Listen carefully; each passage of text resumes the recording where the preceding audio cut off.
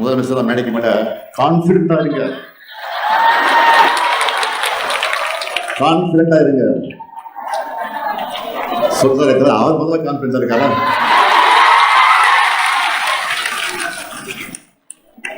அதனாலதான் தீர்ந்து போன சக்தின்னு சொன்னவங்க கூட உறுப்பினர்களை திருடிட்டு இருக்காரு.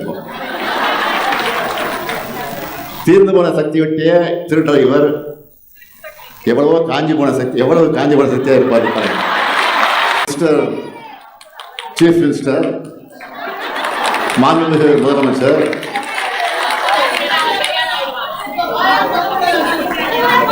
கரூர் சிபிஐ வழக்கில் தப்பிக்க தானே நீங்க டெல்லிக்கு போனீங்களா? மிஸ்டர் சீஃப் மினிஸ்டர், நன்றி. மாண்புமிகு முதலமைச்சர் பிரச்சாரத்தை பேசும்போது தாவேக ஆட்சி பாதுகாப்பு கொடுக்கணும்னு சொன்னாங்க. ஆனா இப்போ தாவேக கிட்ட இருந்து பாதுகாப்பு வேணும்னு மக்கள் கேட்கிற நிலைக்கு இன்னைக்கு தமிழ்நாடு வந்து. பொதுவா எல்லாரும் ஷாப்பிங் போனா என்ன வாங்குவாங்க? ட்ரெஸ் வாங்குவாங்க, வீட்டுக்கு தேவையான பொருட்களை வாங்குவாங்க. ஆனா இப்ப நம்ம முதலமைச்சர் என்ன செய்யறாரு தெரியுமா? அதிமுக எம்எல்ஏக்கள் ஷாப்பிங் பண்ணிட்டு இருக்கிறாரு. நமக்கு என்ன சந்தேகம்னா, அவர் ஆட்சி மேல அவருக்கே நம்பிக்கை இல்லையா, அல்லது அவருக்கு ஆதரவு கொடுத்து கொண்டிருக்கக்கூடிய மற்ற கட்சிகள் மேல நம்பிக்கை இல்லையா? முதல்ல அவர் ஆட்சியை காப்பாத்திக்க அதிமுக எம்எல்ஏக்களை தாவேக்காவுக்கு ஆதரவா வாக்களிக்க வச்சார். இப்ப அவங்களை ராஜினாமா பண்ண வச்சுட்டு அடுத்த நொடியா தன்னுடைய கட்சியில இணைச்சிருக்கிறார். இந்த மாதிரி நியூஸ் எல்லாம் பார்க்கும்போது உங்களுக்கு என்ன ஞாபகம் வரும்?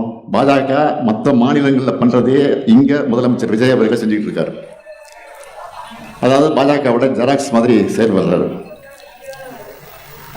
உதவின்னு கேட்டப்போ அவருக்கு ஆதரவு கொடுத்த கட்சிகள் எல்லாம் இதை பத்தி கேட்கிறப்ப தர்ம சங்கடத்தை தவிக்கிறாங்க. கொஞ்சம் யோசிச்சு பாருங்க. ஒரு கட்சியில பல பேருக்கு இடையே ஒருத்தரை தான் வேட்பாளராக நிறுத்த முடியும், அப்படிதான் வாய்ப்பு கிடைக்கும். எத்தனையோ தொண்டர்கள் உழைக்கிறாங்க. கூட்டணி கட்சிகளை இவங்க வெற்றிக்காக உழைக்கிறாங்க. இத்தனை பேருடைய உழைப்புல வெற்றி பெற்றுட்டு வாக்குப்பதிவின் போது கைவிரல்ல வச்ச மை அழிகிறதுக்குள்ளேயே ரிசைன் பண்ணிட்டு ராஜினாமா பண்ணிட்டு இன்னொரு கட்சிக்கு ஆதரவு கொடுக்குறாங்க. ஜனநாயக சக்திகள் நியாயமா? இதை கேள்வி கேட்கணுமா வேணாமா? ஒரே மாசத்துல எம்எல்ஏக்கள் ரிசைன் பண்ணிட்டு தாவேக்காவை ஜாயின் பண்றாங்களே, அந்த அளவுக்கு அப்படி என்ன ஆஃபர் தாவேக்காவில் கிடைச்சிருக்குன்னு பேசணுமா வேணாமா?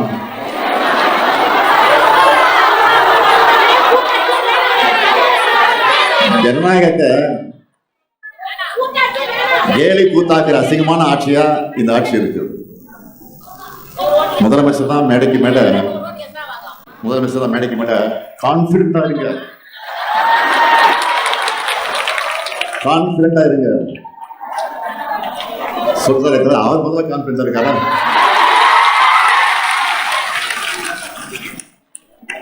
அதனாலதான் தீர்ந்து போன சக்தின்னு சொன்னவங்க கூட உறுப்பினர்களை திருடிட்டு இருக்காரு. தீர்ந்து போன சக்தி ஒட்டிய திருடுற இவர் எவ்வளவோ காஞ்சி போன சக்தி, எவ்வளவு காஞ்சி போன சக்தியா இருப்பாரு. பாலியல் வன்முறைகள், அறிவால் வெட்டு, பெட்ரோல் குண்டு வச்சு நடக்கிறதெல்லாம் பார்த்து யாராவது விமர்சிக்காம இருக்க முடியுமா?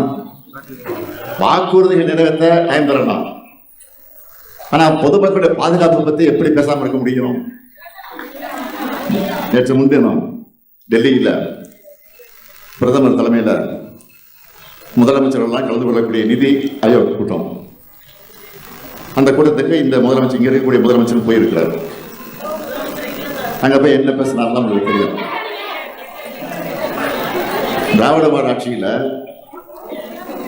தமிழ்நாட்டு உரிமைகளுக்காக நாம் வச்ச கோரிக்கைகள் சிலவற்றையும், நம்ம ஆட்சியில் செஞ்சிருக்கக்கூடிய சாதனைகள்ல சிலவற்றையும் தன்னுடைய உரையில அவர் பேசியிருக்கிறார். முதலமைச்சராக இருந்த விஜய் பேசியிருக்கிறார்.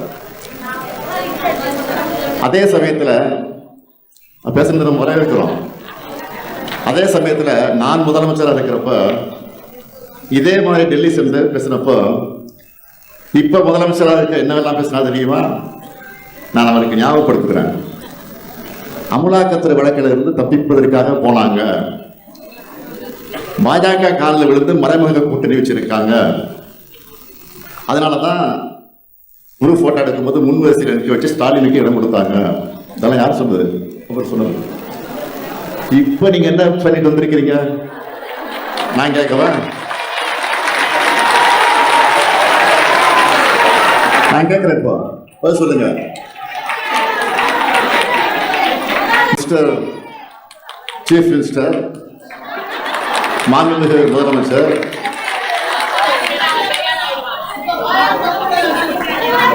கரூர் சிபிஐ வழக்கில் தப்பிக்க தானே நீங்க டெல்லிக்கு போனீங்களா? பாஜகவை உறுதியா விமர்சிச்சு பேசினா உங்க ஆட்சிக்கு ஆபத்து வந்துடுது பேசவே பயப்படுறீங்களா? இந்த கேள்வியெல்லாம் கேட்டு ஒரு முதலமைச்சராக நீங்க அரசு கூட்டத்தில் கலந்துகிட்டத உங்களை மாதிரி நான் தரம் தாழ்த்தி விமர்சிக்க விரும்பல.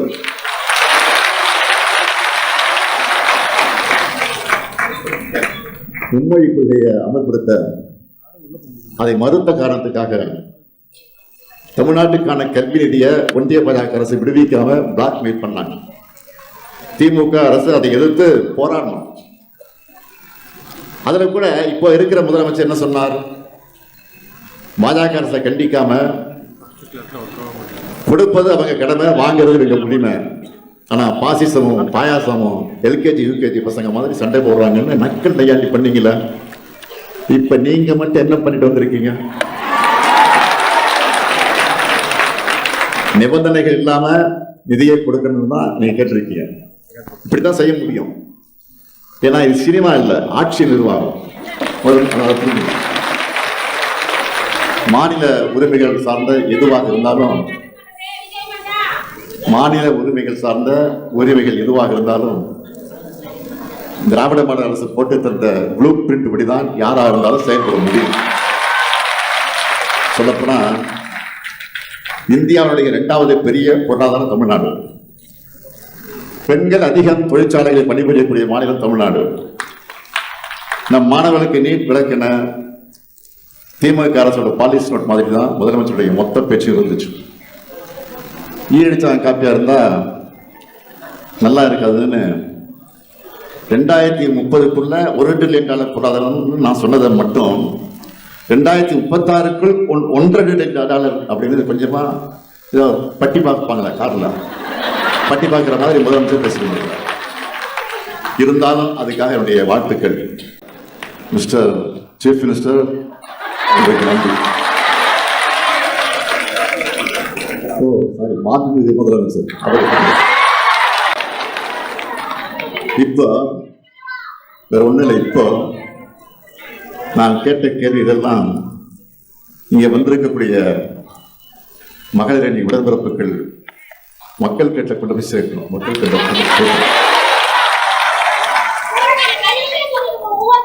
நம்மை நம்பி 1,57,00,000 பேர் வாக்களிச்சிருக்கிறாங்க. அவங்களுடைய நம்பிக்கை காப்பாற்றணும். எனவே விழிப்புணர்வு ஏற்படுத்தினா மட்டும் போதாது. லட்சக்கணக்கான இளம்பெண்களை திமுகவை நோக்கி ஈர்த்து வரணும். அது மாதிரி நம்ம செயல்பாடுகள் இருக்கணும். நம்ம கிட்ட வரலாறு இருக்கு, கொள்கை இருக்கு, சாதனை இருக்கு, எதிர்காலத்துக்கு தேவையான தொலைநோக்கு பார்வை இருக்கு.